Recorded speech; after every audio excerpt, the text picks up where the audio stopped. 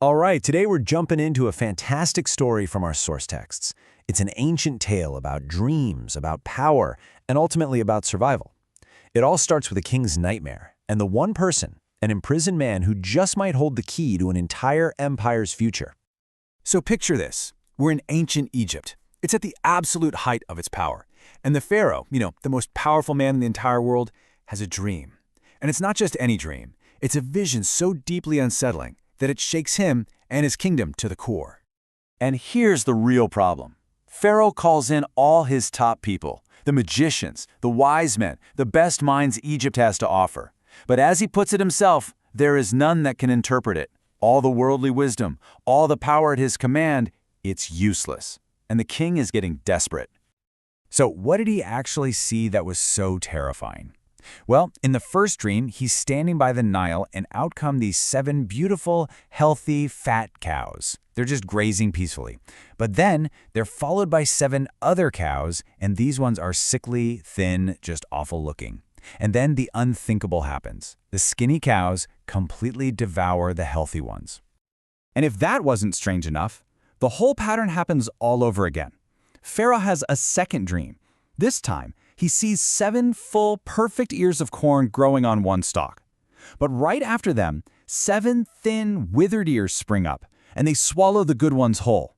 It's the exact same theme, abundance being completely wiped out by scarcity. So Pharaoh presents these 2 incredibly vivid, parallel dreams to his wise men, and what's their response? Silence. Nothing. They've got no answers. You can feel the tension just ratcheting up. The most powerful man on earth has a problem that all his power can't seem to solve. And this is where the story takes a fascinating turn. The solution comes from the most unlikely place imaginable. Pharaoh's butler suddenly remembers this young Hebrew man he met back in prison, a guy named Joseph who had this incredible knack for interpreting dreams. And just like that, Joseph is yanked out of a dungeon and rushed into the royal court. Now when Pharaoh meets him, he says, "I've heard you can interpret dreams." But Joseph's response is immediate. And frankly, pretty bold. He says, "It is not in me." He completely deflects the praise, making it crystal clear that this ability doesn't come from him. The power, he insists, comes from God. And this is Joseph's first huge insight. He tells Pharaoh, look, you didn't have 2 different dreams. The dream of Pharaoh is one. It's a single, unified message from God about what's coming for Egypt, just told in 2 different ways. And what is that message? Well, it's a very clear timeline for the nation's future. Those 7 fat cows and full ears of corn, they represent 7 years of incredible abundance, just unimaginable plenty. But they're going to be followed by 7 years of a famine so devastating that the good years will be totally forgotten.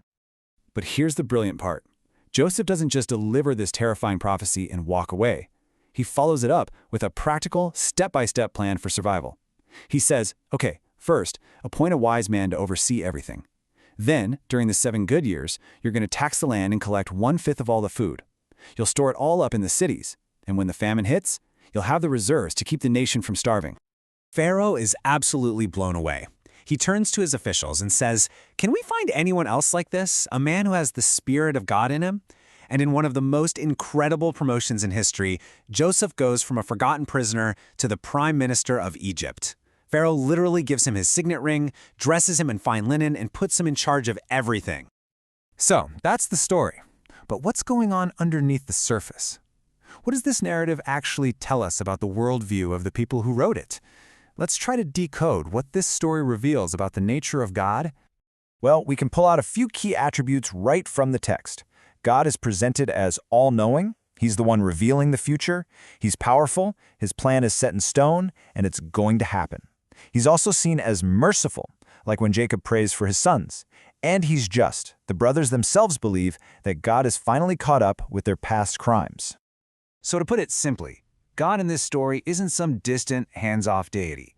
He is the prime mover. He is the ultimate source of all knowledge, all power, and his will directs the course of human history, from the fate of an empire down to the lives of individuals.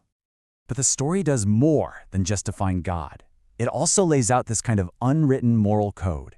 It gives us clues about how people are supposed to behave, both toward God and toward each other.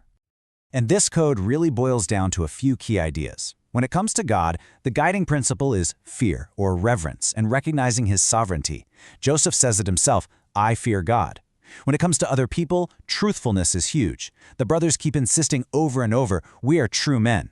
And finally, there's accountability. The brothers eventually have to face what they did and confess, "We are verily guilty."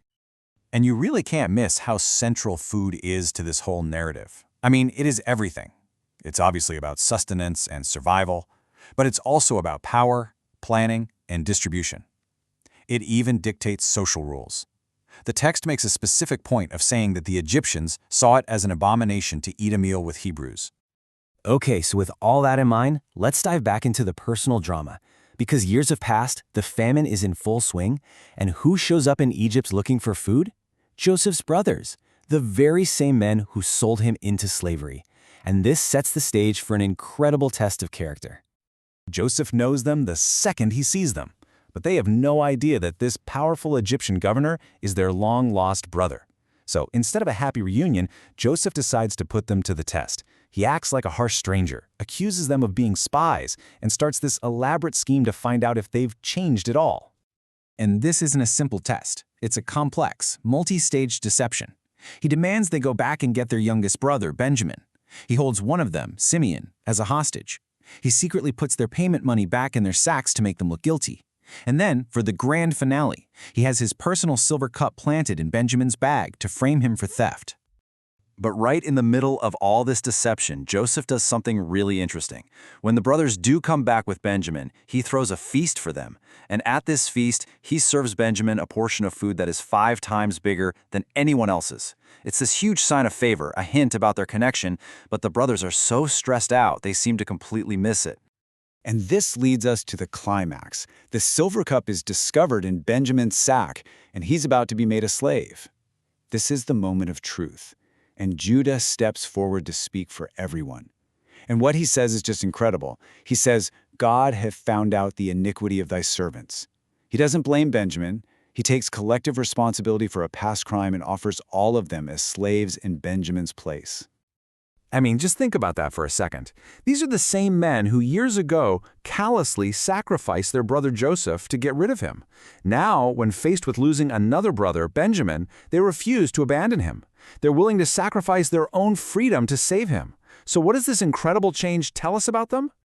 And that really brings us to our final thought. On one level, this whole story is about God's grand plan unfolding exactly as predicted. But at its heart, it's also an intensely personal story about one family's moral journey and transformation. So it leaves us with a pretty big question. What does this story suggest about the role that our own human choices, our own sense of accountability, and our own moral growth play in bringing a divine plan to pass?